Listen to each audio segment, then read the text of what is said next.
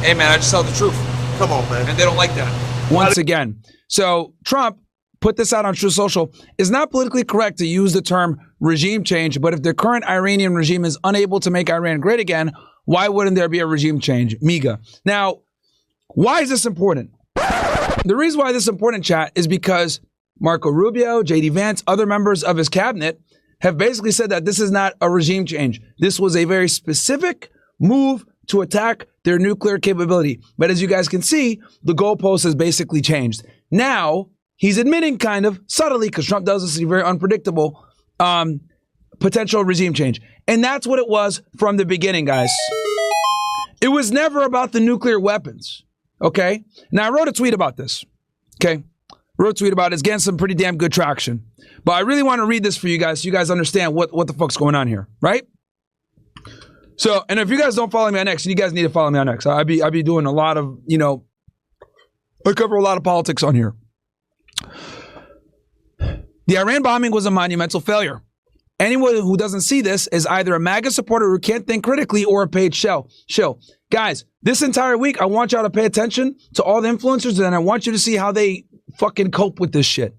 Okay? Isn't that a regime change? Then Trump goes ahead and says, what's wrong with a regime change? Right? Number one,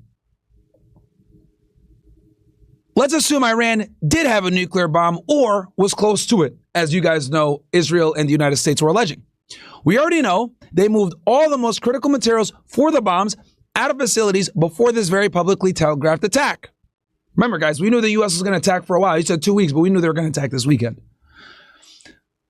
I predict they moved these items either right after Trump pulled out of the nuclear deal in 2018 or shortly after, October 7th, 2023. As you guys know, that's when Hamas attacked Israel. When they knew a regional war would likely begin. 2, if they don't have the bomb, we spent a significant amount of taxpayer dollars to bomb Iran. Costs about $300 million, guys, to run that one operation.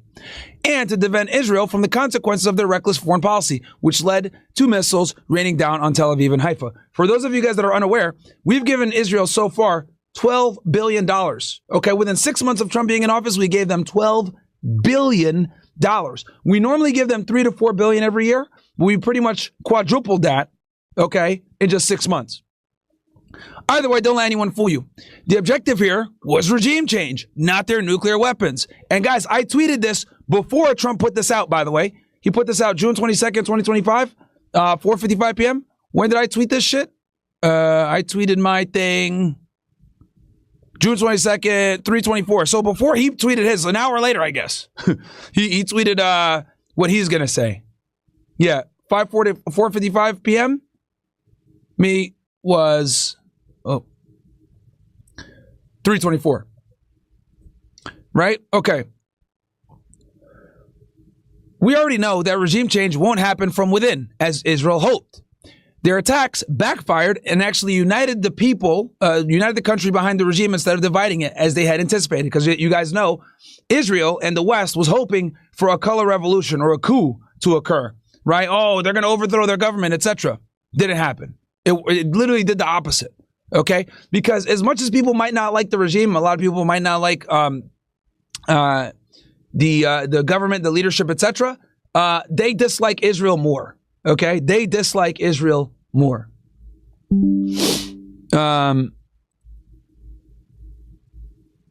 Let's see here.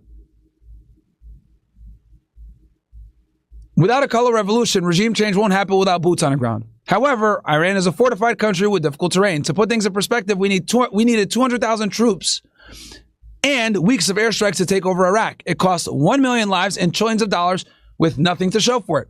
Iran is a larger country with a sophisticated ballistic missile program and a capable military. U.S. soldier casualties would be catastrophic. So, if we're not going to achieve regime change, what was the point? Iran likely retained its nuclear capability, and if they don't have it, they will certainly pursue it to ensure this never happens again. Ironically, having a nuclear weapon actually deters the West from attacking you. Just ask North Korea. Since we can't achieve regime change, Iran will live to fight another day. Also, I want to let you guys know that North Korea is far less stable, far crazier, and they got intercontinental fucking missiles and nukes. But we let them keep their program, right? So what the U.S. has proven here is that, like, if you have nukes, the U.S. will mess with you. But if you don't have nukes or you're close to having nukes, the U.S. will mess with you. What kind of message are we sending out to the international community, right? Since we can't achieve regime change, Iran will live to fight another day. Despite Trump claiming he wants diplomacy, the U.S. has proven it can't be trusted as Israel attacked Iran during negotiations. So I don't think we'll be able to make a deal after this brazen provocation. A surrender would signal weakness and leave Iran open to another blow when they least expect it. Like last week when Israel attacked. We didn't destroy their nuclear program or remove the regime that has mastered the nuclear cycle and has the ability to build a bomb. And they definitely won't negotiate after this attack. The United States and Israel endangered millions of lives and created economic turmoil for what? Right? And we got to really be able to look at this, guys. What benefit did we get from this? Right? Because I'm taking both scenarios. Let's say they did have a nuclear bomb. Well, they moved everything. Let's say they didn't have a nuclear bomb. We spent a bunch of money to blow up a bunch of empty nuclear facilities. For what? To run a fucking infomercial for our military capabilities for Lockheed Martin and Boeing? You know?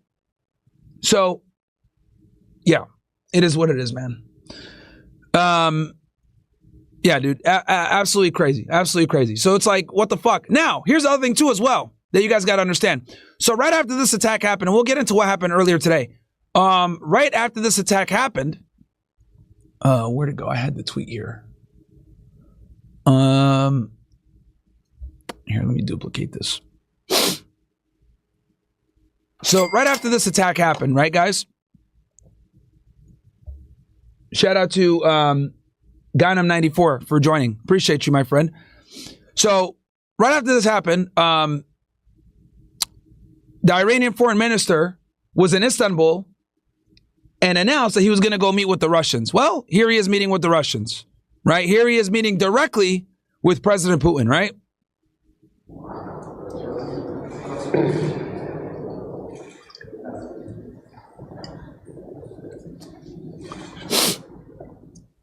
So basically, we push them into the arms of the fucking Russians, one of our adversaries, a nuclear armed superpower, right? And I tweeted on this. For all the Americans that think attacking Iran's facilities was a good idea, look at this. Not only have we made the citizens of Iran unite under the regime, now they are meeting with adversarial nuclear powers. If Iran has or doesn't have a nuke, we can be certain they are going to get one now. This is what happens via bad diplomacy. We destroyed a peace deal and pushed Iran towards our enemy that can help them gain the very weapons we think we destroyed. Now, it gets worse. Dmitry Medvedev, tweeted some stuff. And he goes, what have the Americans accomplished with, and he's his position right here, Deputy Chair of the Security Council of the Russian Federation, the third president of Russia, 2008 to 2012, for tweets in Russian, follow, blah, blah, blah, right? So, and you guys can see this is official political account because it's gray. And he goes, what have the Americans accomplished with their nighttime strikes on 3 nuclear sites in Iran? 1, critical infrastructure of the nuclear fuel cycle appears to have been unaffected or sustained only minor damage. 2, the enrichment of nuclear material, and now we can say it outright, the future production of nuclear weapons will continue. Like I told you guys, right? Now it's imminent that they're going to go ahead and try to get a bomb. 3, a number of countries are ready to directly supply Iran with nuclear warheads. Now, this is bad. This is really fucking bad, by the way. Okay, guys? Really bad. So, yeah. Now, I see that you guys are saying that there was a ceasefire just announced. All right, we'll cover that here in a second. At this rate, Trump can forget about the Nobel Peace Prize, not even with how rigged it became. What a way to kick things off, Mr. President. Congratulations. Donald Trump, once hailed as president of peace, has now pushed the U.S. into another war. The vast majority of countries around the world oppose the actions of Israel and the United States. Israel's under attack, explosions are rocking the country, and people are panicking. The U.S. is now entangled in a new conflict with prospects of a ground operation looming on the horizon. So let's fast forward, guys, right? So you got these countries that are offering nukes to Iran. Let's go ahead. This came out an hour ago with